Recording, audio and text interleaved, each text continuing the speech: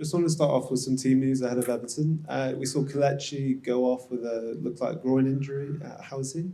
Yeah, no, he's not great. He's got a tear in his adductor muscle, so it puts him out for a number of weeks. It's significant enough. I'm not going to rule him out for the rest of the season. Obviously, there's 5 games to go, but it's going to be tough to get him back. But hopefully, we can.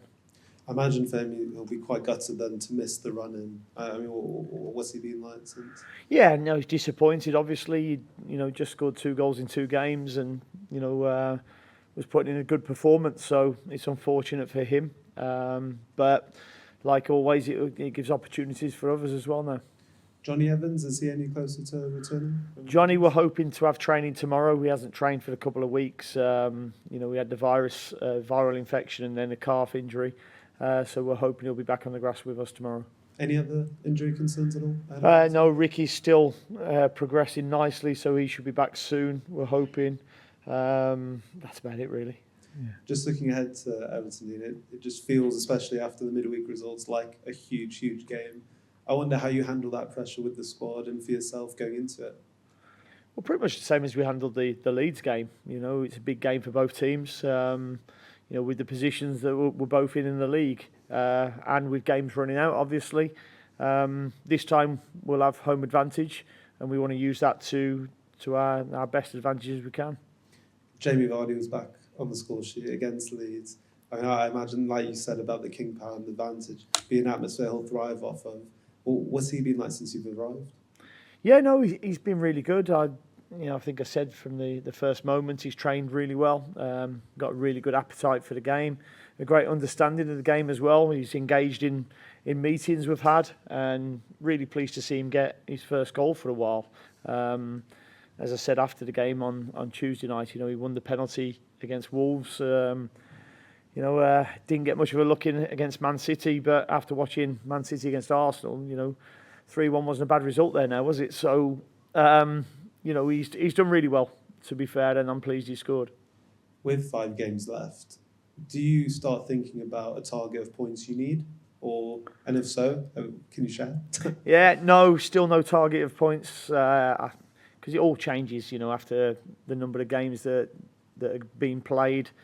Forest won the other night, so, does that target suddenly change because one team wins? We can't get involved in that. We've just got to concentrate on the games that we've got to play, and that's, 15 points to play for. Thank you very much. Cheers, thank you. Okay, we'll go to Owen. Ready, Leicester? How you doing, Dean? I'm good, thank you. Yourself? You losing Kelechi Iheanacho at this stage of the season. How big a blow is that going to be? Yeah, it's a blow because he came on at half time against Man City and did ever so well. Scored a goal, hit the post, and had another chance as well. And I thought he played really well in the Wolves game as well. Scored the penalty, created some opportunities for Vards as well. So, his all-round displays have been really good. So, yeah, it will be a loss. But as I say, it's an opportunity for other players now as well. Because of last night's results and results earlier this week, it meant that Leicester have fallen back into the relegation zone. How much attention can you and the players pay to the table at the moment, or is it better to ignore it and focus on what's happening internally?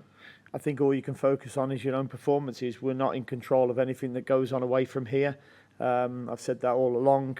We've got 4 points from our first 3 games. 4 points from Wolves and Leicester is not a bad return.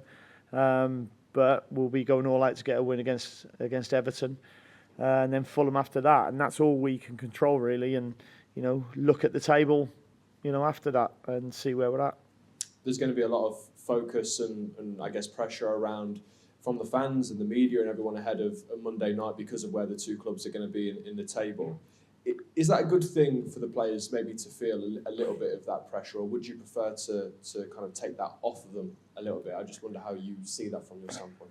I don't think you can ever take the pressure fully off them because, they read, they watch football, they see the games, they watch the scores, they'll see the table. So you can't take that pressure away from them because they know. But what we can do is make it clear with our plan and what we're trying to do. And how we're trying to do it. And I think if you do that, they can go in pretty calm. and relaxed. But having that fire to go and win football games, which is the most important thing. This is the start, I think, of 4 games in a row on a Monday for you now, between now and the end of the season, which is always an interesting one. But I wonder what kind of challenges for you that throws up in terms of playing after everyone else. Yeah, I'm not so sure I agree with the scheduling. When there's a lot of big games being played and there's a lot of teams who are involved in getting out of a relegation battle. So to be playing after everybody, I don't think's right personally with the scheduling, but it is what it is and we have to deal with that.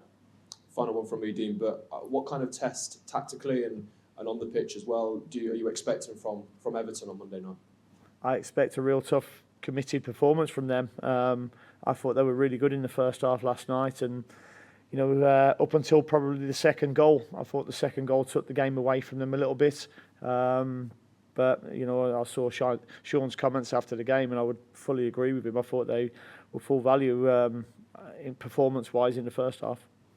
Dean, thank you very much, and best of luck on Monday. Cheers, thank you. Cheers, Owen. Okay, unless there's any more for Colin from BBC Swindon. Just picking up on the scheduling and what you were saying about that. What kind of person are you when it's like that as a manager? Do you kind of obsessively follow the scores and watch the matches, or do you take yourself out for a long walk and forget about it until it's all over and then think about it after? Yeah, no, I'm not one. Obviously, watched the game last night because we've got to play them 2 games to come still. You've still got Everton and Newcastle to play, so it was good to watch both of them teams play. But no, other than that, I can't control them results, so I'm not one really for waiting for scores to come in. We have to just deal with what we can.